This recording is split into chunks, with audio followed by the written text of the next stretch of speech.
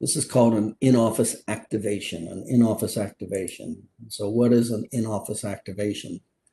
Well, it's how to turn your patients' visitors into new patients. How to turn your patients' visitors into new patients. That's a source of new patients. Matter of fact, it's one of the best sources, and you're going to see why right now. And the first thing you have to do is you have to see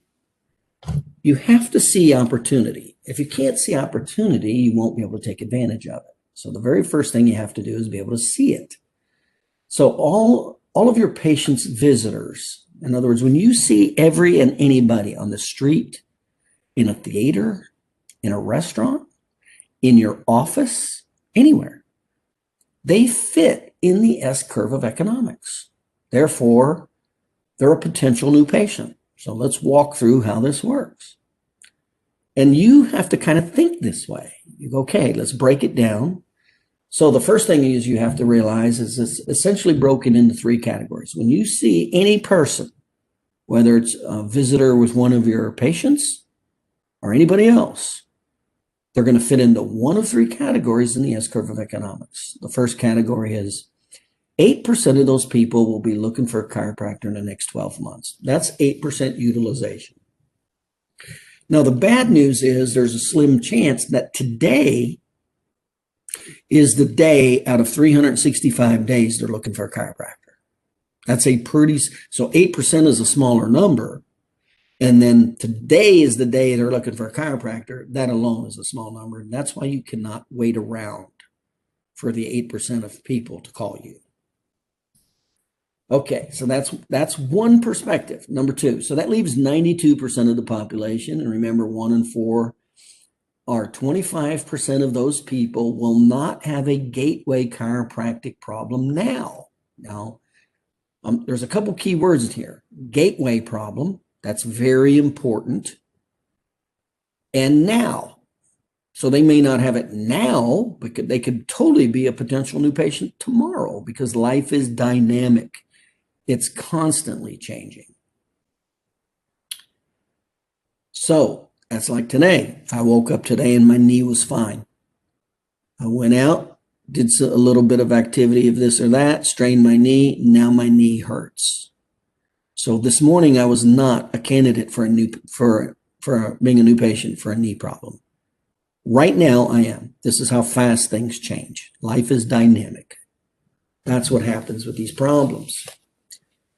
So the gateway problems, of course, with chiropractic are the back pain, neck pain, joint pain, arthritis, old injuries, car injuries, neuromusculoskeletal, primarily spinal. Okay.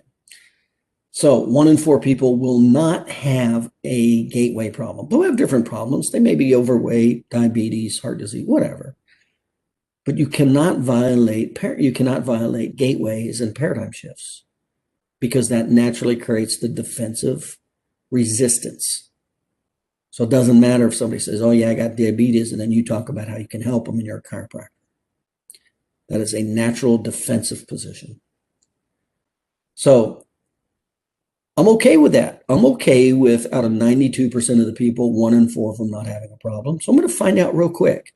It's unbelievably easy to find out real quick if somebody has a gateway problem. I'm going to ask essentially 2 questions. That's it. And I'm going to know real fast.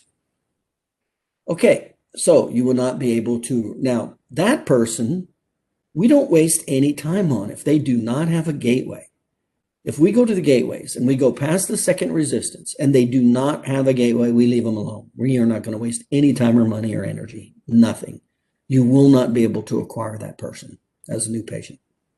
Move on. So understand these different segments is unbelievably vital. Now that leaves the 75% out of the 92%. Well, 3 out of 4 of that 92% or 75% will have a chiropractic gateway problem to some degree right now. However, they're not looking for a chiropractor. Now, again, why do we know that there's this large number of people out there that have these gateway problems? Well, if you look at only back pain, that's it, only. I'm not even talking about neck pain, joint pain, arthritis, old car, nothing. I'm just talking about low back pain. It's the second leading cause of going to the emergency room. Cars are driving by your office every day going to the emergency room for low back pain. It's the second leading cause of going to a general practitioner. So you can look at all the general practitioners in your hometown and realize that they're getting new patients every day with low back pain. They're driving right by your office. General practitioners see more patients with low back pain than chiropractors. That's a fact. That's a statistical fact. That's called potential, is what that's called. It's the back pain is the second workers' compensation injury, and NSAIDs, the number one reason people take NSAIDs is for joint pain. 1 in 5 people have arthritis joint pain, which is obviously a chiropractic problem. So you have this massive amount of people. So in other words, if you can't see that, you'll never be able to tap into it.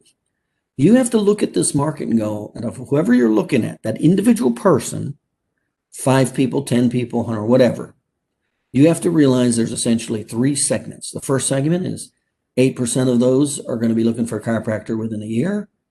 Okay.